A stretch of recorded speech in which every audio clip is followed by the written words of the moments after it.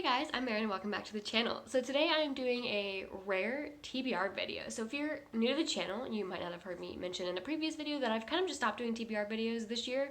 It wasn't really a conscious decision. I think I just missed filming one month and I just didn't do it again after that one. But I've enjoyed not doing it. I still write kind of rough TBR in my journal, my reading journal, but I like not having it in video form because in video form, I would feel bad if I didn't get to one of the ones in the TBR for whatever reason, but if it's written in the journal, I don't feel bad about it. So I'm definitely enjoying it, but the exception to when I will still do a TBR video is if I'm participating in a readathon. And so for August, I'm participating in the new release readathon, and also in addition to that, I also have kind of a smaller other TBR that I'm gonna also talk about in this video because I figured, might as well, since I'm making the video, talk about kind of that secondary one. So back to the readathon. So the new Releaseathon I heard about from Angela on her channel Literature Science Alliance, but it is co-hosted by several other people, and I will link all of their announcement videos down below so you can check out everyone who's co-hosting this readathon. And so this one is just a readathon that is based around 2022 new releases, and so they have a bingo board that you can fill out however you want with and the only criteria is it's just a 2022 new release. So I've decided to do a TBR for just one row of this bingo board, both to keep my month open for the secondary TBR I have and just to keep my month open for mood reading in between, because that's usually what I do normally. I never plan out my full month, even when I write in my journal. I always just plan out some things and then mood read in between, / when things come in from the library when you can't plan for it. So I'm planning on reading for the third row, and so for this one I have 4 books. Well, I guess I have 5 books for this row. So for the first prompt is genre bender, and so for genre bender I'm going to be reading Hunt the Stars by Jessie Mihalik. This is a sci-fi romance about a bounty hunter who ends up taking a job from her sworn enemy because she needs to for the money, and the sworn enemy and his crew end up tagging along for whatever reason. They end up tagging along, and then while they're on this job, they also, it sounds like they uncover some kind of deeper political plot, and I'm excited for this one. Enemies to lovers sounds great, bounty hunter characters sounds great, and it sounds like it might be some kind of forced proximity, I guess, depending on whether coming along means in their own ship next door or on the same ship, so we'll see. Excited for this one. The next prompt is new to you author, and so for this one I am reading A River Enchanted by Rebecca Ross. And so this one I don't know that much about because kind of my policy when I choose a book of the month book, if it's a book I had not heard of prior to choosing it for my monthly choice, then I specifically avoid learning more about it than the kind of 1-sentence quick take blurb book of the month puts on my website. I've really been enjoying doing this for books I just haven't heard of, just kind of going in somewhat blind, and so this is one of those that I had not heard of. So the quick take blurb, which is all I know about it, says, unexplained disappearances draw a reluctant hero back to his island home to confront spirits in this spellbinding tale. So I have gotten the general impression that people have been liking it without actually reading why they like it, and I do believe this has a sequel coming out at the end of this year, so if I like it, the sequel will be not far behind, so hopefully I'll enjoy this one. Next is favorite author, and so my primary choice for this one is The Oleander Sword by Tasha Suri. This is the second book in the Burning Kingdoms series by her, and this one comes out in the middle of August, so I have it pre-ordered, and hopefully it'll arrive in a timely manner at my door, but if it does, then I have a backup. So what is this book about? So the first book, I guess I'll tell you what the first book is about, since this is the second book in the series. So the first book is about this princess who has been locked away by her brother in this kind of old relic of a religious temple, or tower, not a temple, a tower. And it's about her and the maidservant who is hiding this forbidden magic, and the maidservant is assigned to serve the princess in her tower, and they become these reluctant allies to kind of fight back against the princess's brother's kind of tyrannical rule.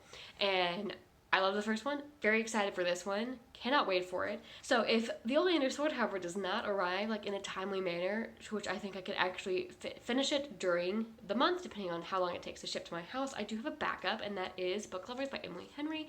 This is Emily Henry's newest adult romance, and I really loved her previous two, so excited for this one. And this is about a girl who is going on a kind of month-long sister vacation with her sister to a small town, and while she's there, she bumps into this editor she knows from work. She works in the book industry, so she knows him from work back home, and they kind of keep just getting running into each other around this town. I'm not sure, I think it's leaning more enemies to lovers, like they don't necessarily get along, but they keep bumping around, I think. But we'll see. And the last square is sequel, and there are so many I could choose, literally just from books coming out in August. Like, August is full of sequels for me. However, I limited to several because they all come out towards the end of the month, so leaving me with one that comes out early enough in the month to want to commit to reading it during August, and that is Furysong by Rosaria Munda. I've also pre-ordered this one, but I pre-ordered it on ebook, so it will arrive immediately. So this is the last book in the Aurelian cycle, which is probably one of, if not my favorite, young adult fantasy series. Definitely my favorite of recent publication. I really love this series. So what is this series about? It's about kind of like if you take the quintessential revolution plot of a fantasy book, you know, the working class overthrow the aristocratic ruling class, but you set the book 7 years after that revolution, and kind of you're seeing a lot of the fallout of the revolution, like how is society actually working post that revolution, as opposed to actually reading about that revolution, like I feel like you do a lot of times in fantasy books. So this one we're following Annie, who was lowborn, and now since they've kind of changed it so like your birth status does not qualify or disqualify you from being a dragon rider, so she's training to ride dragons. And then we're also following Lee, who was of an aristocratic family, and then his family all got killed during the revolution, leaving him an orphan. And so he and Annie ended up growing up together as in an orphanage and became friends, and are now kind of at the end of their training.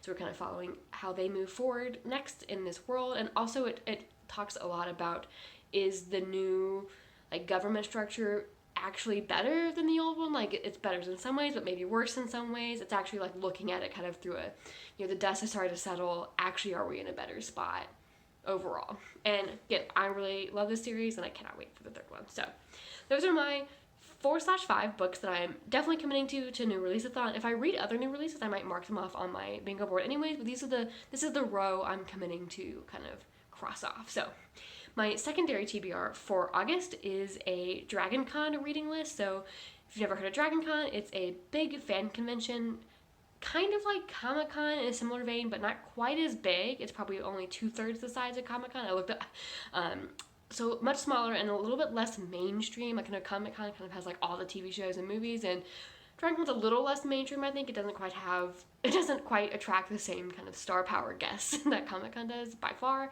but a similar kind of like nerd culture centered convention and it's held Labor Day weekend in Atlanta every year. So I'm going for my third DragonCon, very excited.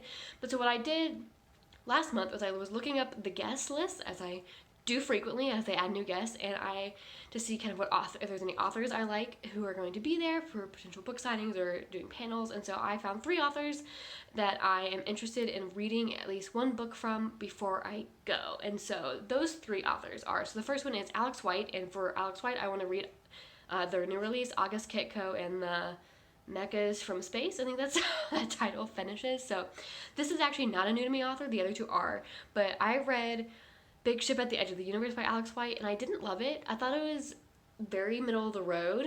It had things I liked in it and things I didn't, but I'm intrigued by their new one, and since they're going to be at con, I figured I'd give it a shot, see if I like this one better, because if I do, you know, I could get a copy, get it signed, you know, exciting things. I don't want to pass up the opportunity. So this one, all I know about it is the main character is a jazz pianist, which I love because I play piano.